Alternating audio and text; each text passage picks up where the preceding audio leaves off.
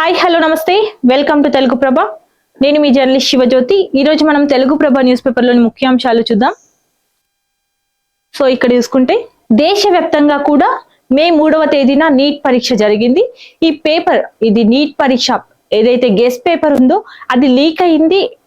యథావిధిగా ఏవైతే ప్రశ్నలు గెస్ట్ పేపర్ లో ఉన్నాయో అదే పేపర్ లో వచ్చిన ప్రశ్నలు అదే ప్యాటర్న్ లో ఎగ్జాక్ట్ అవే క్వశ్చన్స్ ఎగ్జాక్ట్ నీట్ పేపర్ లో దిగాయి అంటూ కూడా ఇప్పుడు గెస్ట్ పేపర్ ఎగ్జాక్ట్ ఇది లీక్ అయిన విషయం వల్ల ఇప్పుడు ఆ పేపర్ నీట్ ఎగ్జామ్ రద్దయింది.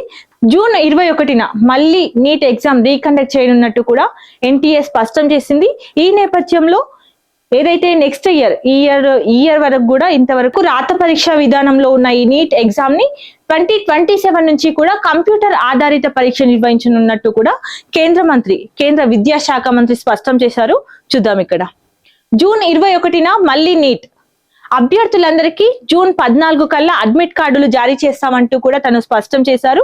వచ్చే ఏడాది నుంచి ఆన్లైన్ లోనే పరీక్షల నిర్వహణ ఏదైతే ఎగ్జామ్స్ ఉన్నాయో అవన్నీ కూడా నెక్స్ట్ ఇయర్ నుంచి 2027 నుంచి కూడా ఆన్లైన్ విధానంలోనే పరీక్షలు నిర్వహిస్తామంటూ కూడా కేంద్ర విద్యాశాఖ మంత్రి ధర్మేంద్ర ప్రధాన్ ప్రకటించారు. నీట్ పేపర్ లీకేజ్ గుట్టురట్టు కెమిస్ట్రీ లెక్చరరే ఈ కుంభకోణం వెనుక ఉన్న సూత్రధారి అంటూ కూడా తెలుస్తుంది. దేశవ్యాప్తంగా కూడా ఈ కుంభకోణంలోని 7గురిని అరెస్ట్ చేసినట్టు సిబిఐ స్పష్టం చేసింది. రాహుల్ ను ప్రధాని చేశాక జాతీయ సో ఇక్కడ చూసుకుంటే రాహుల్ ను ప్రధాని చేశాక జాతీయ రాజకీయాల్లోకి అడుగు పెడతానంటూ కూడా సీఎం రేవంత్ రెడ్డి ఓ ప్రైవేటు కార్యక్రమంలో సంచలన వ్యాఖ్యలు చేశారు. సో ఇక్కడ చూసుకుంటే నేడు నడుపుతున్నది సత్రం కాదు ప్రభుత్వం అంటూ తెలిపారు. తిట్టినా పట్టించుకోను మూసి ప్రక్షాళన ఆపేది లేదు అంటూ కూడా తెలిపారు. ప్రజలను 100% మెప్పించడం అసాధ్యం. డ్రగ్స్ తీసుకుంటే కీళ్లు ఇరగ్గొడతా యంగ్ ఇండియా స్కూల్ తో సామాజిక సమీకరణ చేపడతానంటూ కూడా చంద్రబాబుతో ఇప్పటికీ మంచి బంధమే ఉంది అంటూ కూడా తెలిపారు. బీజేపీలో చేరుతున్నానన్న ప్రచారం అవాస్తవం అంటూ కూడా కుండబద్దలు కొట్టారు. కొడుకును బండి సంజయ్ అప్పగించాలి అంటూ కూడా కోరారు. ఇక్కడ రియల్ ఎస్టేట్ క్షీణించలేదు, ఆశించినంత పెరగలేదు అంటూ తెలిపారు. నాకు అసహనం లేదు కాబట్టే ఎనర్జీగా ఉంటా అంటూ కూడా ఓ కార్యక్రమంలో ముఖ్యమంత్రి రేవంత్ రెడ్డి వ్యాఖ్యానించారు. రాష్ట్రంలో ఇకపై ఎఫెక్టివ్ పోలీసింగ్, ఫ్రెండ్లీ పోలీసింగ్ కూడా అందులో భాగమే అంటూ డీజీపీ సివి ఆనంద్ స్పష్టం చేశారు. ఇక్కడ చూసుకుంటే పెట్రోల్ డీజిల్ పై 3 రూపాయలు పెరిగినట్టు తెలుస్తుంది. సిఎన్జి ధర కూడా పెరిగినట్టు తెలుస్తుంది. ఎన్నికలు ముగియగానే అమలు చేసిన కేంద్రం పెట్రోల్ ధరల పెంపుతో ప్రజలపై మరో భారం పడింది అంటూ కూడా టిపిసిసి చీఫ్ మహేష్ కుమార్ గౌడ్ ధ్వజమెత్తారు. సో ఇక్కడ ప్రజలపై కేంద్రం దగా అంటూ ఎన్నికలు పూర్తి కాగానే పెట్రోల్ ధరలు పెంచారు అంటూ కూడా మంత్రి పొన్నం ప్రభాకర్ మండిపడ్డారు. దేశ ప్రయోజనాల కోసమే ధరల పెంపు జరిగింది, ప్రపంచ సంక్షోభ ప్రభావమే ఈ ధరల పెంపుకు కారణం అంటూ కూడా కేంద్ర మంత్రి కిషన్ రెడ్డి స్పష్టం చేశారు. చమురు ధరల పెరుగుదలపై సిపిఐ ఆందోళన వ్యక్తం చేస్తుంది. నేడు రాష్ట్ర వ్యాప్తంగా కూడా నిరసనలకు సిపిఐ పిలుపునిచ్చింది. మెట్రోలో జూబ్లీ హిల్స్ కు మోదీ పిలుపునకు మద్దతుగా రామచంద్రరావు ప్రయాణం చేశారు. ప్రతి పేద కుటుంబానికి సొంతిల్లుండాలి అంటూ కూడా ఇందిరమ్మ ఇండ్ల మంజూరు నిరంతర ప్రక్రియ అంటూ కూడా ఇక్కడ మంత్రి పొంగులేటి శ్రీనివాస్ రెడ్డి స్పష్టం చేశారు. జూన్ 2న 2వ విడత ప్రారంభించనున్నట్టు కూడా 2 లక్షల నిర్మాణాలు వేగవంతం చేయనున్నట్టు కూడా తెలిపారు. ఉద్యోగుల సంక్షేమంపై ఫోకస్ పెడతామంటూ కూడా ఓ సమీక్షలో చీఫ్ సెక్రటరీ రామకృష్ణారావు స్పష్టం చేశారు. 2న ఉద్యోగులు పెన్షనర్లకు డిజిటల్ హెల్త్ కార్డులు అందిస్తామంటూ పిఆర్సి నివేదికపై త్వరలో స్పష్టతనిస్తామంటూ తెలిపారు. హైదరాబాద్ నుంచి హై స్పీడ్ రైలు భూసేకరణ డిపిఆర్ పై కనెక్టివిటీపై సమీక్ష నిర్వహించారు. సహకార రంగం బలోపేతంపై కీలక నిర్ణయాలు తీసుకున్నట్టు కూడా తెలుస్తుంది. పోరాటం న్యాయం కోసమే, మా కుటుంబానికి రక్షణ కల్పించండి అంటూ కూడా బాధితురాలి తల్లి బండి భగీరథ్ పోక్సో కేసులో కీలక మలుపు తిరిగినట్టు తెలుస్తుంది. ఈ పోక్సో కేసుపై ఈ బాధితురాలి తల్లి లేఖ విడుదల చేసింది. ఇందులో బాధితురాలి గుర్తింపును బయట పెట్టొద్దు అంటూ కూడా తను కోరారు. భరోసా కోసం వెళ్తే భయపెట్టారు అంటూ కూడా తెలిపింది. రాజీ ప్రయత్నాలు, పరోక్ష ఒత్తిళ్లు ఎదుర్కొన్నాం, ఒత్తిడితోనే బండి భగీరథ్ పై కేసు పెట్టామంటూ కూడా ఇంకా స్వేచ్ఛగా తిరుగుతున్నాడు అంటూ కూడా పోక్సో కేసుపై బాధితురాలి తల్లి లేఖ రాసింది. ఇప్పుడు భగీరథ్ పోక్సో కేసులో కీలక మలుపు తిరిగింది.